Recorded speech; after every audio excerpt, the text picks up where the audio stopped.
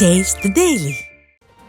கோவை தொண்டாமுத்தூர் சட்டமன்ற தொகுதியில் குனியமுத்தூர் பகுதி கழகத்திற்குட்பட்ட பகுதிகளில் அதிமுக செயல் வீரர்கள் கூட்டம் மற்றும் அதிமுக உறுப்பினர்களுக்கு உரிமைச் சீட்டு வழங்கும் நிகழ்ச்சி நடைபெற்றது. இந்த கூட்டம் முன்னாள் அமைச்சரும் அதிமுக தலைமை நிலைய செயலாளருமான SP வேலுமணி தலைமையில் நடைபெற்றது. மேலும் வட்டக்கழகத்திற்குட்பட்ட பகுதியில் நடைபெற்ற நிகழ்ச்சியில் 20க்கும் மேற்பட்ட கிரிக்கெட் வீரர்களுக்கு விளையாட்டு உபகரணங்களை வழங்கினர்.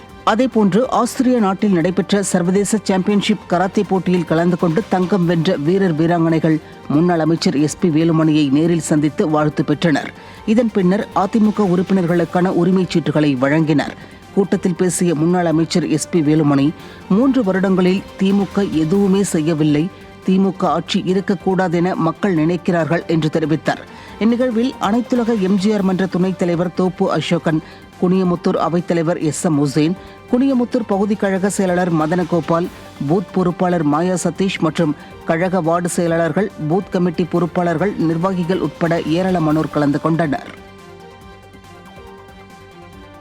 கவன தீர்மானம் கொண்டு வந்து நாங்கெல்லாம் போராடுறதுக்கு அப்புறம் தான் இந்த 1000 ரூபாய் கொடுத்தாங்க. அது பாதி பேர்த்த கொடுத்தாங்க, முழுமையா கொடுக்கல. அது யார் வீட்டில் திமுக வீட்டில் இருந்து கொடுக்குறாங்களா?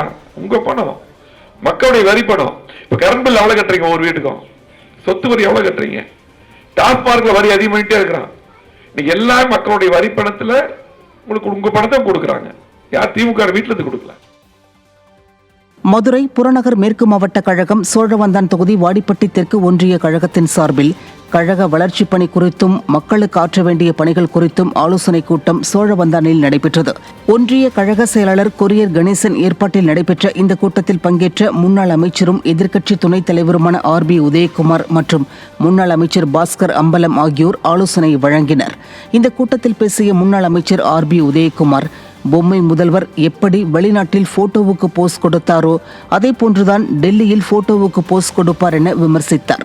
இந்நிகழ்வில் முன்னாள் சட்டமன்ற உறுப்பினர்கள் மகேந்திரன் மாணிக்கம், கருப்பையா, ஒன்றிய கழக செயலாளர்கள் காளிதாஸ், அரியூர் ராதாகிருஷ்ணன், வாடிப்பட்டி பேரூர் கழக செயலாளர் அசோக்குமார் உட்பட பலர் கலந்து கொண்டனர். நீங்க போய் போட்டோக்கு போஸ் கொடுத்துட்டு அமெரிக்காவில் எப்படி போட்டோக்கு போஸ் கொடுத்தீங்களோ அது மாதிரி போட்டோக்கு போஸ் கொடுப்பீங்க.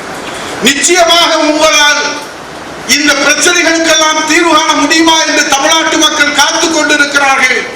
எப்படி அமெரிக்காவுக்கு திரும்பி வெறுங்கையோடு பூஜ்ஜியத்தை பரிசாக பெற்று வந்தீர்களோ அதே போன்றுதான் டெல்லியிலும் நீங்கள் இன்றைக்கு பூஜ்ஜியத்தை தான். நீலகிரி மாவட்டம் சப்பந்தோடு பகுதியில் குஞ்சு மொய்தீன் என்ற கூலி தொழிலாளி காட்டு யானை தாக்கி உயிரிழந்தார். காட்டு யானைகளால் தொடர்ந்து பாதிக்கப்படும் அப்பகுதி மக்கள் கும்பகர்ண தூக்கத்தில் இருக்கும் வனத்துறையினரையும் ஸ்டாலின் அரசையும் கண்டித்து சேரம்பாடி சுங்கம் பகுதியில் சாலை மறியலில் ஈடுபட்டனர். மேலும் போராட்டத்திற்கு ஆதரவாக சேரம்பாடி வணிகர்கள் கடைகளை அடைத்தனர். நிர்வாகத்திறனற்ற ஸ்டாலின் அரசின் வனத்துறை யானைகளால் ஏற்படும் உயிரிழப்புகளை தடுக்க உரிய நடவடிக்கை எடுக்க வேண்டும் என பொதுமக்கள் கோரிக்கை விடுத்துள்ளனர்.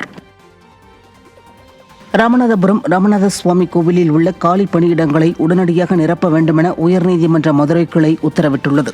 ராமநாத சுவாமி கோவிலில் காலியாக உள்ள குருக்கள் மற்றும் அலுவலர் பணியிடங்களை நிரப்பக் கோரி வழக்கறிஞர் யானை ராஜேந்திரன் பொதுநல வழக்கை தொடர்ந்தார்.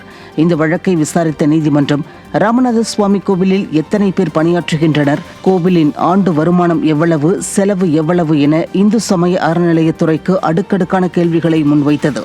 மேலும் கோவிலில் வருமானத்தில் மட்டும் கவனம் செலுத்தக்கூடாது என அறிவுரை வழங்கிய நீதிமன்றம் வழக்கு தொடர்பாக இந்து சமய அறநிலையத்துறை ஆணையர் விரிவான பதில் மனு தாக்கல் செய்ய உத்தரவிட்டு வழக்கு விசாரணையை அக்டோபர் 14ஆம் தேதிக்கு ஒத்திவைத்தது. இலங்கை சிறையில் உள்ள அனைத்து தமிழக மீனவர்களையும் படகுகளையும் பொது மன்னிப்பு அடிப்படையில் விடுதலை செய்ய வேண்டுமென தமிழக மீனவர்கள் கோரிக்கையை விடுத்துள்ளனர். பொது மன்னிப்பின் அடிப்படையில் இலங்கையிலிருந்து விடுதலை செய்யப்பட்ட ராமேஸ்வரத்தை சேர்ந்த மீனவர் ராபர்ட் ஓராண்டிற்கு பிறகு சென்னை திரும்பினார். விமான நிலையத்தில் பேசிய அவர், தனது விடுதலைக்கு உதவிய தேசிய பாரம்பரிய மீனவர் கூட்டமைப்புக்கும் இலங்கை அரசுக்கும் நன்றி தெரிவித்துக் கொண்டார். இந்த நிகழ்வின் போது தேசிய பாரம்பரிய மீனவர் கூட்டமைப்பு தலைவர் சேனாதிபதி சின்னத்தம்பி, ஒருங்கிணைப்பாளர் நிமிரோ மற்றும் மீனவ சங்க தலைவர்கள் பலர் உடனிருந்தனர்.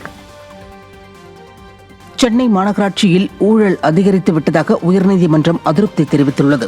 இது தொடர்பான பொதுநல வழக்கை விசாரித்த சென்னை உயர்நீதிமன்றம், நிலங்களை ஆக்கிரமித்து விதிகளை மீறி செயல்படும் பில்டர்களிடம் அதிகாரிகள் லஞ்சம் வாங்குவதாக கண்டனம் தெரிவித்துள்ளது. வார்டு கவுன்சிலர்கள், பொதுப்பணித்துறை அதிகாரிகள் மற்றும் காவல்துறை அதிகாரிகள் மீது கடும் அதிருப்தி தெரிவித்த நீதிமன்றம் சென்னை மாநகராட்சி அதிகாரிகளுக்கு சொந்தமான சொத்து விவரங்களை தாக்கல் செய்யவும் உத்தரவிட்டது. மேலும் மாநகராட்சி ஆணையர் நேரில் ஆஜராகும்படி சம்மன் அனுப்பி வழக்கை ஒத்திவைத்தது.